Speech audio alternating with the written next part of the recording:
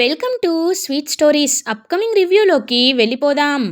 Rudra and Ganga వాళ్ళ ఇంటికి విశ్వనాథం, సుధా, జయ వస్తారు. వంశీ జాతకాన్ని ఫస్ట్ ఆఫ్ ఆల్ స్వామీజీకి చూపిస్తారు. ఎవరైతే స్వామీజీ చాలా పవర్ఫుల్లో హిమాలయాలో తపస్సు చేసుకొని వచ్చారో గంగ ఖచ్చితంగా ఛాంపియన్ అవుతుంది, మృత్యుంజయ హోమాన్ని జరిపించండి అని సజెషన్ ఇచ్చారో ఆ స్వామీజీనే ఇంటికి పిలిపిస్తారు. రుద్ర వాళ్ళైతే ఇంకా స్వామీజీ వస్తారు. ఫస్ట్ ఆఫ్ ఆల్ వంశీ జాతకాన్ని చూస్తారు. చూసి ఇతను చాలా లక్ష్యమైన అబ్బాయి, కొన్నిసార్లు కొన్ని తప్పుడు దారిలోకి వెళ్ళే అవకాశం ఉన్నా మళ్ళీ వెనక్కి తీసుకురాగలిగే శక్తి ఆ దేవుడు అతనికి ఇచ్చాడు. ఇతని జాతకం చాలా బాగుంది అని చెప్పి వంశీ జాతకం చెప్తారు. అందరూ చాలా అంటే చాలా హ్యాపీగా ఫీల్ అవుతారు. ఇంకా తర్వాత ఏమో డమ్మీ చిన్ని జాతకాన్ని చూస్తారు. చూసేసరికి ఇంకా ఆయన ఒక్కసారిగా ఆ జాతకాన్ని చూసే స్వామీజీ వెంటనే గంగా వైపు చూస్తూ ఉంటారు. గంగా ఏమో నార్మల్గా నవ్వుతూ చూస్తూ ఉంటుంది. ఇంకా వెంటనే డమ్మీ చిన్నిని పిలిచి ఒకసారి నీ చేయి చూపించమ్మా అని చెప్పి చేతి రేఖలను అయితే చూస్తారు. ఈ డమ్మీ చిన్ని ఏమో చాలా టెన్షన్ పడుతూ ఉంటుంది. ఏంటి స్వామీజీ జాతకం చూసి చెప్పొచ్చు కదా, మళ్ళీ నా చెయ్యందుకు చూస్తున్నాడు, ఏదైనా బయట పెడతాడా, నిజం తెలిసిపోయిందా అని చెప్పి చాలా అంటే చాలా టెన్షన్ పడుతూ ఉంటుంది డమ్మీ చిన్ని. అప్పుడే కరెక్ట్గా ఇంకా అలా ఆయన అయితే చెప్పడం స్టార్ట్ చేస్తారు. చూడండి బాబు, ఈ అమ్మాయి చేతిరేఖలకి ఇక్కడ మీరు అందించిన జాతకానికి అసలు పొంతనే లేదు. ఈ అమ్మాయి చదువుకుంది, ఈ అమ్మాయి చాలా తెలివైనది, ఈ అమ్మాయి మాటకారి అని ఇంక డమ్మి చిన్ని గురించి చెప్తూ ఉంటారు. సుధా వాళ్ళు చాలా హ్యాపీగా ఫీల్ అవుతారు. కానీ జాతకంలో మీరిచ్చిన జాతకంలో ఉన్న అమ్మాయికి చదువు లేదు, తన బాల్యంలో చాలా కష్టాలు పడుతుంది అని ఈ జాతకంలో రాసుంది, తన చదువు కూడా కొనసాగించే స్థాయిలో ఉండదు అని ఇందులో రాసుంది. అది మాత్రమే కాదు, తను క్రీడా రంగంలో ఉన్నత స్థాయికి చేరుకుంటుంది అని కూడా ఈ జాతకంలో రాసుంది. అది మాత్రమే కాదు, ఈ అమ్మాయికి ఇప్పుడు వివాహ గోచారం లేదు అని జయ విషయంలో చాలా కాన్ఫిడెంట్గా చెప్పేస్తారు. ఎందుకంటే ఆయనకు ఆ జాతకం చూడగానే అది గంగాదే అని అర్థమైపోతుంది. గంగాకి ఆల్రెడీ పెళ్ళి అయిపోయింది కాబట్టి ఆ విషయాన్ని బయట పెట్టలేరు. కాబట్టి ఇప్పటికైతే తనకి పెళ్లి గడియలు దాటిపోయాయి ఈ జాతకం ఉన్న అమ్మాయికి. కాబట్టి ఇప్పుడైతే పెళ్లి గడియలు లేవు అని చెప్పేసరికి ఒక్కసారిగా ఇంకా విశ్వనాథం వాళ్ళైతే షాక్లో ఉండిపోతారు. వెంటనే వీరు కవర్ చేస్తూ స్వామీజీ ఒకసారి మీరు కరెక్ట్గా చూసి చెప్పండి అని అంటారు. లేదు బాబు, ఒక్కసారి చూసినా 100 సార్లు చూసినా వివాహ గడియలైతే లేవు అని చెప్పేసి అక్కడి నుండి వెళ్ళిపోతూ ఉంటారు. విజయేంద్ర ఏమో రుద్ర అమ్మాయికి అతనికి వెళ్ళి కాస్త పారితోషికం ఇచ్చిరా అని చెప్పి అంటారు. ఇంకా రుద్ర అయితే పంతులు గారితో పాటు బయటకు వస్తారు స్వామీజీతో. ఇంకా స్వామీజీ అలా రుద్ర వైపు చూస్తూ, బాబు మీరు చాలా గొప్పవారు, మీ మొహం చూస్తుంటేనే అర్థమవుతుంది, మీ భార్యని కాపాడుకోండి బాబు, తన జీవితం నీ చేతిలోనే ఉంది అని చెప్పి ఒక హింట్ ఇచ్చి వెళ్ళిపోతారు. ఏంటి స్వామీజీ ఇలా మాట్లాడుతున్నారని చెప్పి రుద్ర అయితే డబ్బులు ఇవ్వబోతుంటే, వద్దు బాబు నాకు డబ్బు అవసరం లేదు, కానీ గంగ జాగ్రత్త అని చెప్పేసి వెళ్ళిపోతారు. ఇలా మాట్లాడుతున్నారేంటని చెప్పి ఇంకా అలా ఆశ్చర్యంగా లోపలికి వెళ్ళిపోతారు రుద్ర అయితే. ఇంకా అప్పుడే సుధా, నేను చెప్పాను కదా ఈ జాతకాలన్నీ ట్రాష్ అని, చదువు లేదంట, క్రీడారంగం అంట, మన చిన్నికి క్రీడారంగం అంటేనేంటో తెలీదు, ఇదేనా జాతకం అంటే, ఇదేనా గ్రహాలంటే అని అంటారు. విశ్వనాథం, సార్ మీరు అలా అనుకోకండి సార్, కొన్నిసార్లు మొహం చూసి చేతులు చూసి వాళ్ళ జీవితాన్ని చెప్తారు, అవన్నీ నమ్మకుండా ఉంటామనుకోవాలా? దేవుడు ఉన్నాడని నమ్మే వాళ్ళు ఎంతమంది ఉన్నారు, దేవుడు లేడని నమ్మే వాళ్ళు కూడా అంతమందే ఉన్నారు. ఇలాంటి కాన్ఫ్లిక్ట్స్ వచ్చినప్పుడు ఒకరి గౌరవాన్ని అంటే ఒకరి డెసిషన్ని ఒకరు యాక్సెప్ట్ చేసుకోవాలి, కానీ ఒకరినొకరు నిందించుకోకూడదు సార్ అని చెప్పి ఇంకా పాపం చెప్తుంది తన లాంగ్వేజ్లో గంగా అయితే. విశ్వనాథం ఏం మాట్లాడకుండా సైలెంట్గా ఉండిపోతారు. వీరు మావయ్య గారు, ఆయన నాకెందుకో ఆయన కరెక్ట్ కాదనిపిస్తుందండి, ఎందుకంటే ఆయన మాటలోనే ఏదో తేడా ఉంది, కావాలనే ఈ ఇల్లు బాగోకూడదనే ఆయన అలా చెప్పారేమో అని నాకు అనిపిస్తుంది. మనం ఇంకొక పంతులు గారికి చూపిద్దాం, ఖచ్చితంగా ఏదో ఒక జాతకం ఏదో ఒక పరిహారం అయితే చెప్తారు, మీరేం కంగారు పడకండి అని చెప్పి ఇంకా అలా పరిహారం చెప్పడానికైతే ఇంకొక వాళ్ళకి సెట్ చేసిన పంతులు, వాళ్ళకి బాగా తెలిసిన పంతులకి డబ్బులు ఇచ్చి పిలిపిస్తాడు వీరు. పిలిపించేసరికి ఆయనేమో, ఆహా మహాలక్ష్మి జాతకం, మా ఇద్దరి జాతకం చాలా బ్రహ్మాండంగా కలిసింది, వీళ్ళిద్దరికీ అసలు ఎలాంటి దోషం లేదు, పెళ్లి చేసేయచ్చు అని చెప్తారు. ఇంకా అది విని విశ్వనాథం చాలా విజయేంద్ర చాలా హ్యాపీగా ఫీల్ అవుతారు. ఒకరు అలా చెప్పారు, ఒకరు ఇలా చెప్పారు, మీరు దేని నమ్ముతారు అని అంటారు. శకుంతల, మేము ఈయన చెప్పిందే నమ్ముతాం, ఎందుకంటే అదే నిజం కాబట్టి అని చెప్పి ఇంకా అలా అక్కడి నుండి అయితే వెళ్ళిపోతుంది శకుంతల. జాతకంలో ఉన్నది ఉన్నట్టుగా ఆ గంగా గురించే మొత్తం చెప్పారు. అయినా గంగా, నువ్వు బాక్సింగ్లో ఎలా పాల్గొంటావో నేను చూస్తాను కదా. నీకు పొద్దున్న నుండి రాత్రి వరకు అలసిపోయేలా పనులు చెప్తూ నిన్ను ఒక ఆట బొమ్మని చేసుకొని టక్క టక్క టక్క ఆడిస్తానని చెప్పి ఇంకా చాలా అంటే చాలా కాన్ఫిడెన్స్గా ఫిక్స్ అవుతుంది శకుంతల. ఇది ఇలా ఉండగా ఇంటికి రీచ్ అవుతారు సుధా, చిన్ని, వీళ్ళందరూ అయితే.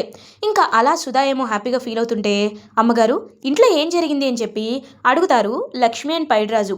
ఇంకా వెంటనే చెప్పడం స్టార్ట్ చేస్తారు. ఫస్ట్ ఒక స్వామీజీ వచ్చారు, అసలు వివాహ గడియలు లేవన్నారు.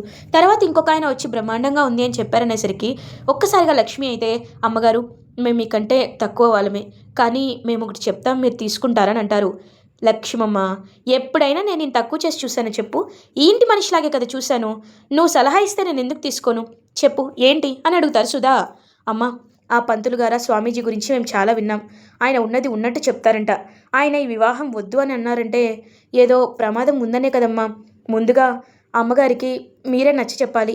అసలు ఈ పెళ్ళి జరగడం కరెక్టో కాదో మీరు ఒకసారి ఆ స్వామిగారి దగ్గరికి వెళ్ళి కరెక్ట్గా అడిగి తెలుసుకోండమ్మా అని అంటారు. నువ్వు చెప్పింది కరెక్టే. ఇంకొకరికి జాతకం చూపిస్తే వాళ్ళేమంటారో కూడా తెలుసుకోవాలనుకున్నాను. కానీ ఎంతైనా చెప్పు లచ్చమ్మ, నాకు ఈ కుటుంబం, నా వాళ్ళు ఎప్పుడెప్పుడు దగ్గరవుతారా అని 1000 కళ్ళతో ఆశపడి చూస్తున్నాను. అలాంటిది ఇప్పుడు మళ్ళీ ఏదో ఒకటి జరిగి ఈ పెళ్ళి ఆగిపోవాలి అని నేను అనుకోవట్లేదు. వద్దు, ఒక పంతులు గారు చెప్పారు కదా, ఆ మాట మీదే ఉంటాను అని చెప్పి అక్కడి నుండి వెళ్ళిపోతారు. అయ్యో అమ్మగారు, ఈ విషయాన్ని చాలా లోతుగా తీసుకుంటున్నారు. ఇప్పుడు ఏం చేయాలో అర్థం కావటం లేదని ఇద్దరూ చాలా అంటే చాలా కంగారు పడుతూ ఉంటారు. ఇది ఇలా ఉండగా వీరు అండ్ ఇషిక ఇద్దరు మాట్లాడుకుంటూ ఉంటారు. బ్రో, నిజంగా ఆయన అలా చెప్పేసరికి నేను చాలా షాక్ అయ్యాను బ్రో అని అంటారు. నేను కూడా షాక్ అయ్యాను ఇషిక, కానీ మన టైం గుడ్గా ఉంది. విశ్వనాథం కూడా మనకు సపోర్ట్ చేశాడు కాబట్టి మనం హ్యాపీగా ఉండగలిగాం, లేకపోతే ఏం జరిగేదో అని అంటారు. అవును బ్రో, ఎగ్జాక్ట్లీ. సరే, ఇంతకీ ఆ స్కెచ్ ఆర్టిస్ట్ రామనాథం కేసు ఎక్కడి వరకు వచ్చింది అని అంటారు. అది ఒక డమ్మీ యాక్సిడెంట్ కేసుగానే మిగిలిపోయింది. అయినా దాని గురించి ఆలోచించడానికి ఎవరికి తీరిక ఉంటుంది? అందరూ ఏదో ఒక పనిలో ఉంటూనే ఉంటారు కదా అని అంటారు. అవును బ్రో, అలా అని గాలి కొదలేకూడదు కదా, నీ జాగ్రత్తలో నువ్వు ఉండు అని అంటారు. ఖచ్చితంగా అని చెప్పి ఇంకా అలా అక్కడి నుండి అయితే వెళ్ళిపోతాడు వీరు. అప్పుడే ఇంక ప్రీతి వీరు దగ్గరికి వచ్చి, ఏవండి, మీరు నా దగ్గర ఏదైనా నిజాన్ని దాచిపెడుతున్నారా అని అడుగుతుంది. ఒక్కసారిగా వీరు షాక్ అయిపోతాడు. ఏం అడుగుతున్నావు నువ్వు? నాకేమీ అర్థం కావట్లేదు అని అంటారు. ఏవండి, నేను మిమ్మల్ని సూటిగా ఒక్క ప్రశ్న అడుగుతున్నాను. మీరు నా దగ్గర ఏదైనా నిజాన్ని దాచిపెడుతున్నారా చెప్పండి అని అంటుంది. ఎందుకు ప్రీతి, ఇలాంటి టైంలో ఎందుకు టెన్షన్ తీసుకుంటున్నావు? నేను నీ దగ్గర ఏ నిజాన్ని దాచిపెడతాను అని అంటారు. నిజమే కదా, మీరు నా దగ్గర ఏ నిజాన్ని దాచిపెట్టడం లేదు కదా అని అంటారు. లేదు ప్రీతి, నేను నీ దగ్గర ఏ నిజాన్ని దాచిపెట్టట్లేదు అని చెప్పి ఇంక తనకి ట్యాబ్లెట్ ఇచ్చి నిద్రపుచ్చుతూ ఉంటాడు. ఏది ఏమైనా ప్రీతిని నేను ప్రాణంగా చూసుకుంటున్నాను. ప్రీతి కడుపులో పెరిగే బిడ్డకి నేనే నాన్నని. నా వారసుడు ఈ భూమి మీదకి రాబోతున్నాడు. అలాంటి వాడి విషయంలో నేను చాలా అంటే చాలా జాగ్రత్తగా ఉండాలి.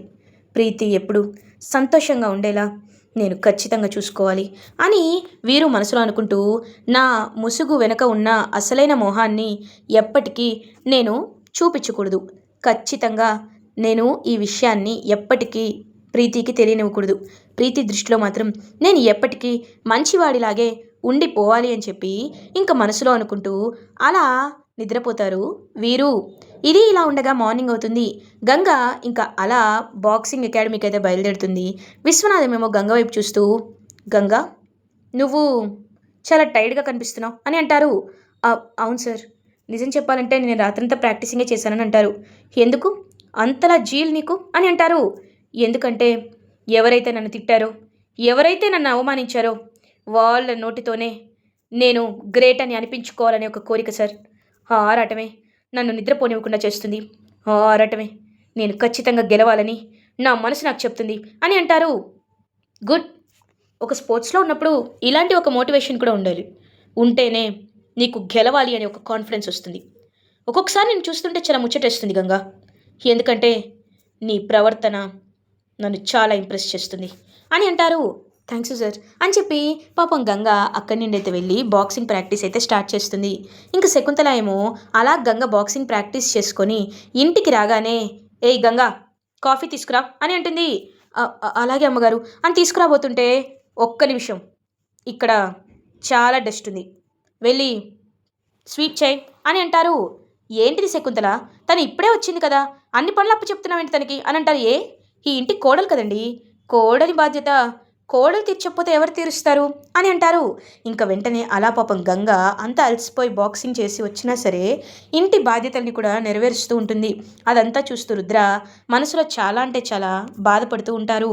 ఇంకా అలా శకుంతల అయితే, నువ్వు ఖచ్చితంగా నా చేతిలో చిక్కుకున్నావు కాబట్టి నిన్ను ఎవ్వరూ కాపాడలేరు అని చాలా అంటే చాలా క్రూయల్గా ఆలోచిస్తుంది గంగా విషయంలో. ఇది ఇలా ఉండగా మార్నింగ్ అవుతుంది. డమ్మి చిన్నిని పెళ్లి కూతురుగా రెడీ చేయడానికి అందరూ ఏర్పాటు చేస్తూ ఉంటారు. ఇంకా ఇటువైపు వంశీనేమో పెళ్లి కొడుకు చేయడానికి అన్ని ఏర్పాట్లు జరుగుతూ ఉంటాయి. ఇంకొక 3 రోజుల్లోనే పెళ్లి కాబట్టి పెళ్లి హ్యాపీగా జరిపించాలి అని ఇంకా అలా ఇంటి ముందు మొత్తం స్తంభం అంతా వేసి ఇంకా హ్యాపీగా పెళ్లినైతే జరిపిస్తూ ఉంటారు, పెళ్లి కూతురు చేస్తూ ఉంటారు డమ్మి చిన్నిని.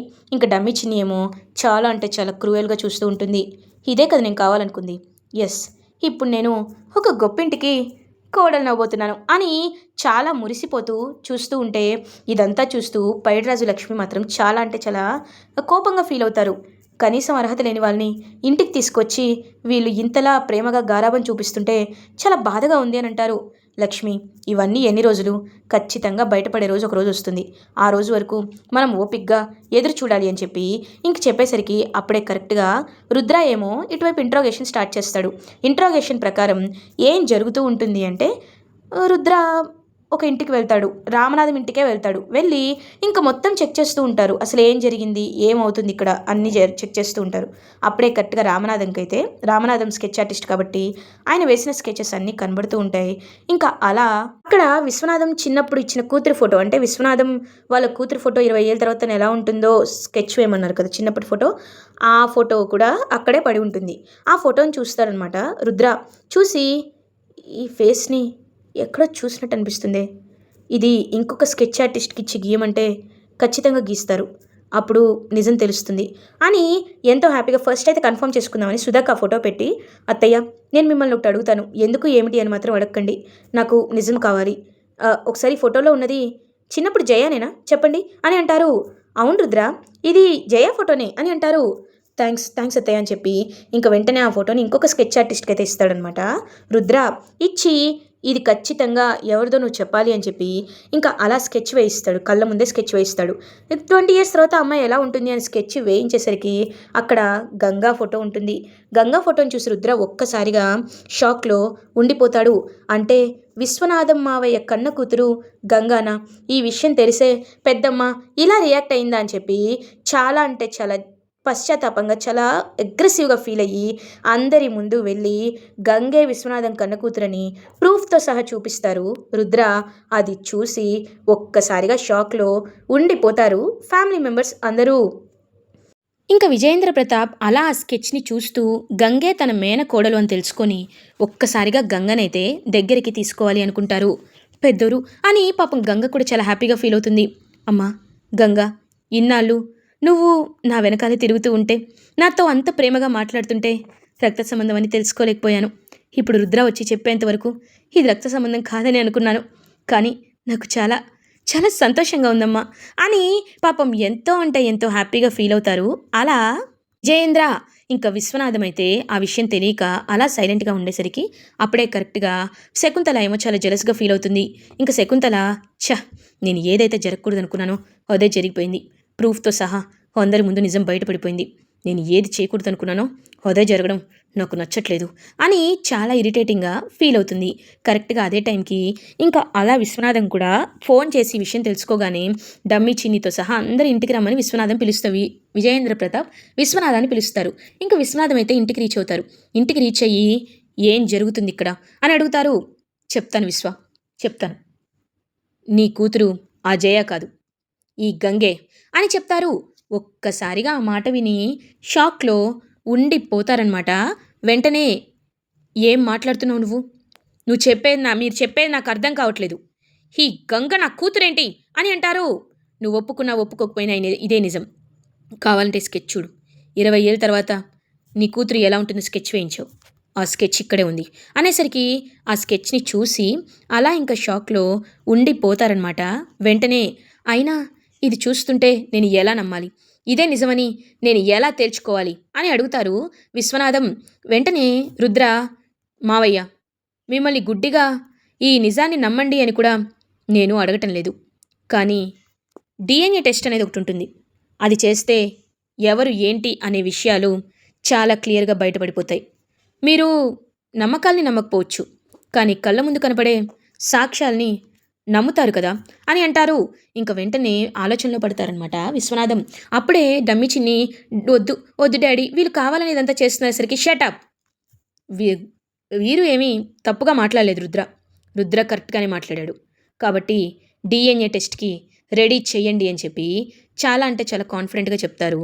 ఇంకా అది విని ఒక్కసారిగా చాలా అంటే చాలా హ్యాపీగా ఫీల్ అవుతారు ఫ్యామిలీ మెంబర్స్ అందరూ. ఇలా ఎపిసోడ్ ఎండ్ అవుతుంది. ఫర్దర్ ఎపిసోడ్ రివ్యూస్ ముందుగా మీకు కావాలి అనుకుంటే మా ఛానల్ని సబ్స్క్రైబ్ చేసుకోండి. Thanks for watching.